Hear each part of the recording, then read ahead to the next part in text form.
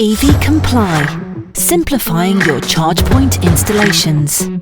Another week, another podcast here at EV Comply, and I'm actually joined with a special guest. A huge hello to Will Maden, who is in fact the co-founder of Fuuse.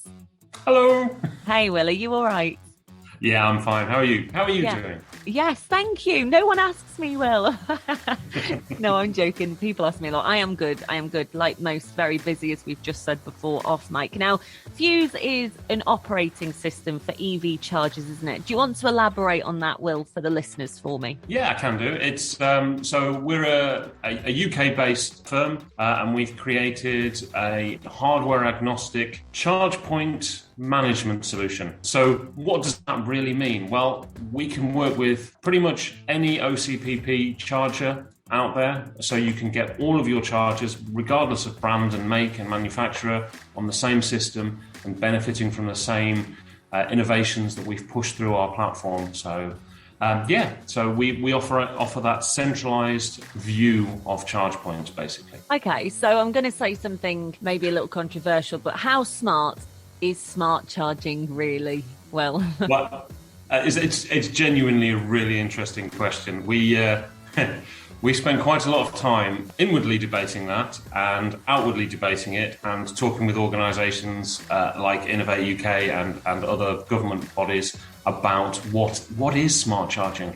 Because there's a lot of, I would say misconceptions, but misconceptions is probably the wrong word. There's a lot of different views as to what makes up smart charging. So from one extreme, people will say, well, smart charging is just a charger that's connected to the internet. So if you have a wireless connection, a wired connection, or a cellular connection to the internet, if it can be controlled from outside, that's smart charging. Absolutely on the other end, there's the point of view where you plug in, you don't have to do anything, and the car and the charger work together and charge your car so that it's ready for when you leave. So there's a real variety in between there, and there's a variety of what can be included and what isn't included in smart charging. I mean, it got so confusing that we tried to, and we have actually defined, and I can share this with anyone who's interested, a sort of 4-point different plan as to what we think makes smart charging. Right down to what's included, whether it includes looking at the building to check there's power to do this, or whether it includes looking at the historical use of the vehicle to predict usage. We got sort of 4 different levels that we quite happily share with people to try and get some standard. Yeah, well, that's the thing, isn't it, really? I mean, this is happening. It's a movement that obviously is going forth, whether people like it or not. But I do think, the regulation is very scarce in this sector, isn't it? Yeah, and I think the requirements are very different depending on what you're looking at. As a home user, having a smart charging solution is beneficial for them, but it's a very different problem and a very different solution to a fleet having a smart charging solution, just by the sheer number of vehicles attached and the calculations that need to be carried out. Now, speaking of solutions, how does Fuuse go around ensuring that you've hit upon the best one? Because presumably, there is more than one way to skin a cat. Well, I mean, this is the point at which I do actually big myself up, because we in Fuuse and we're very keen to push innovation. So we've spent a lot of time reaching out and seeing what people are interested in and developing solutions to what the problems people are experiencing. And that fits within my part of the company, where I look very much at the future and see how things can be included in. And smart charging is one that went through my department probably about a year and a half ago, and is now working its way through the system and is about to be launched from us. So we spend a lot of time working with people and different government bodies and just engaging with people to try and get that input to drive this where things need to go. Now, Fuuse roaming and energy is going to be coming soon, isn't it? What's that going to offer to customers? Roaming, as people may or may not be aware, is the ability to use different operators' charge points. It sounds like it's amazing. It sounds like it's a groundbreaking idea. It's not. This is an idea that's been there for years and years and years. And all EV users out there, I mean, I have an EV and I get very frustrated with I think on last count, I had 23 apps on my phone to try and control different charging. Obviously the best being Fuuse, but there were 23 other apps. But it's that why do we need that as a driver? Why do we need that? And for also to support roaming onto other networks. So basically, you can go to another network and use the Fuuse app to control it. So all your card details are just in one place. You don't have to update 17 apps when your credit card gets renewed. You don't have to do all of these things. It happens automatically with one app and one control. So that ability to move around from an individual user is great, but from a fleet user, think of all the different charge points that are on the market that one fleet user just wants to be able to pass the cost on to their employee with one way of doing it.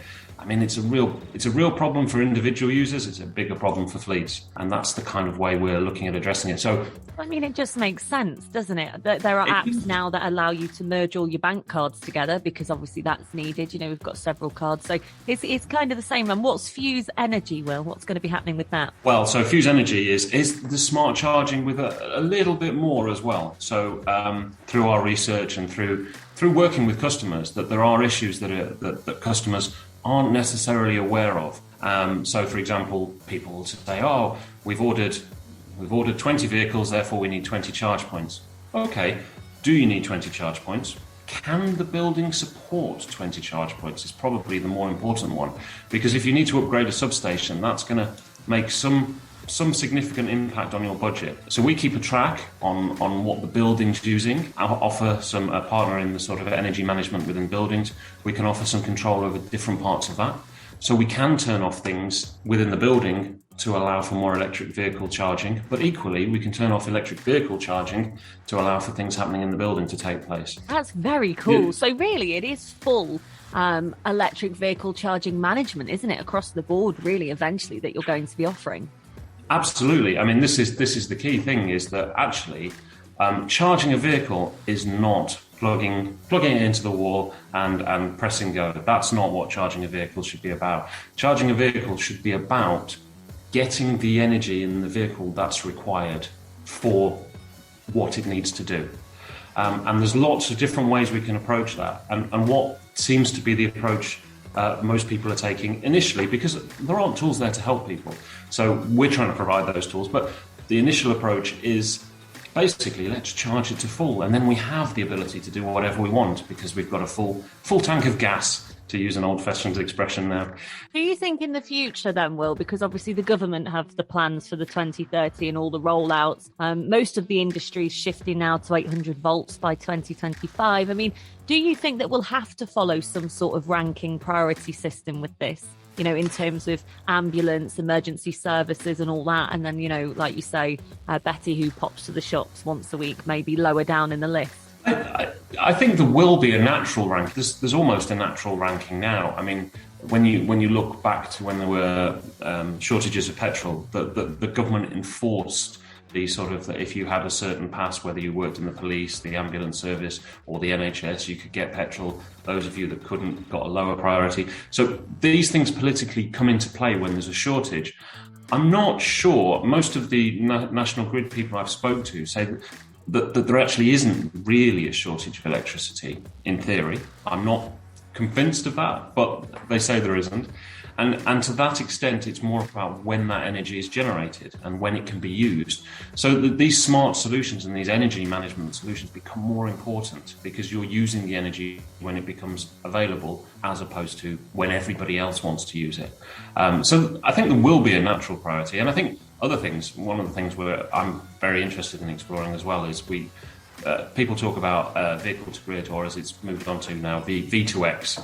And one of the things that's really interesting about V2X is what if it's V to V. So to support an ambulance or to support a fire engine, what happens if someone else from the fire brigade turns up in another vehicle that just plugs into the fire engine because it's running low? Yeah. Well, what happens when it plugs into an ambulance because it's running low? We can move power around now, and we can take it and use it somewhere and add it in later from somewhere else, as long as we get it right, as long as we get the maths right. Well, I mean, if you think about it, at the minute with ICE vehicles, you can have a jump start, can't you? You know, so presumably in the future, there will be driving jump packs, you know, that, like you say, vehicle to vehicle can go around and can distribute more energy if needed.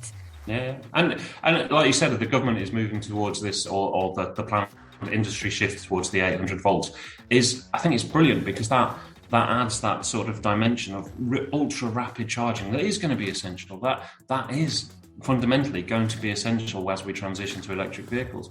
But actually, most charging will probably still take place at residences or close to residences, or at fleet sites, or at depots, or at warehouses.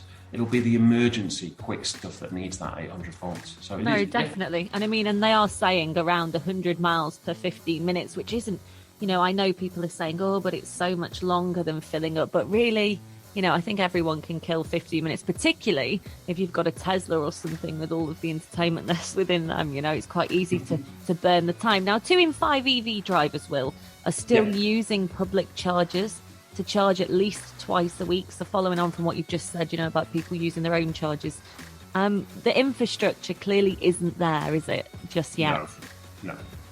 So again, I mean, I like the statistic of 2 in 5 because I'm one of those 2 in 5. I live in an old Victorian terraced house, and I don't have off-street parking. I use public infrastructure to charge, which is about a 5-minute walk away, and it's convenient for me. But when that breaks, or when that becomes out of order, or when someone's icing it, or when there are lots of things that get in the way of it being usable all the time. We're just short of infrastructure. I think just more infrastructure needs to be out there. What also needs to be put into place is very much the slower charging in suitable locations for people to leave vehicles overnight. And I think this often gets overlooked. I think it's all happening. I think it's just happening slower than I want it to happen. A little slower than what people want. Now, you've mentioned a few times, Will, that you do in fact drive an electric car. What is it you're in? We love this here at EV Comply. As it's you guys, I'm going to say I drive a Renault Zoe, which is true. But I also have a company Tesla Model 3 as well. To be honest, a lot of the guys here have the Teslas. We're a huge fan of them. And do you enjoy both electric cars, Will? I do, actually. And weirdly, I enjoy them for very different reasons. I have a lot more fun driving the Zoe because a lot more people look at it as going, well, that's just a stupid small car. And then you're quite quick. Obviously still within the speed limit, obviously. Of course, Will. Yeah, we wouldn't condone breaking the speed limit in your very fast electric cars. But the Tesla is a lovely car to drive. I say it's a lovely car to drive. It's a lovely car to sit in while you do the minimal to drive, which is nice when it's a long journey. I've been purely electric for 4 years now.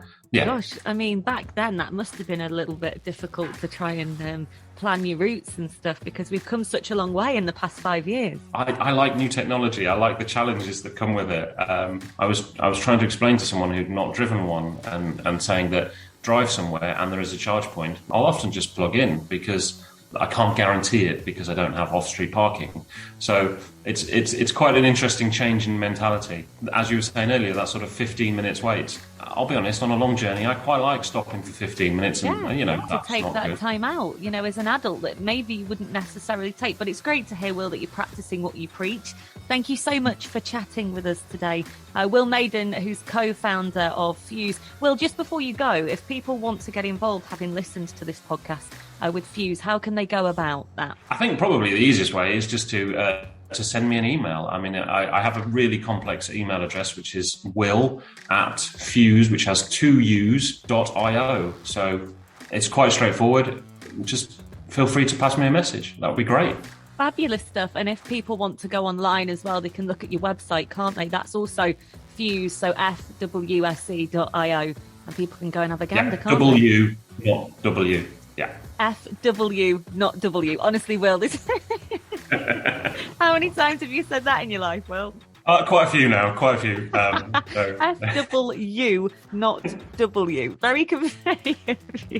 Oh, dear. I love that, Will. I really do. It's been so great to chat with you here on the EV Comply podcast. Keep doing what you're doing. It's companies like yours that are really helping to move things forward. And no doubt we will chat again when you've reached your next stage and all the new bits are out. Yeah. It was really nice chatting to you. And I'll happily come back whenever you want me.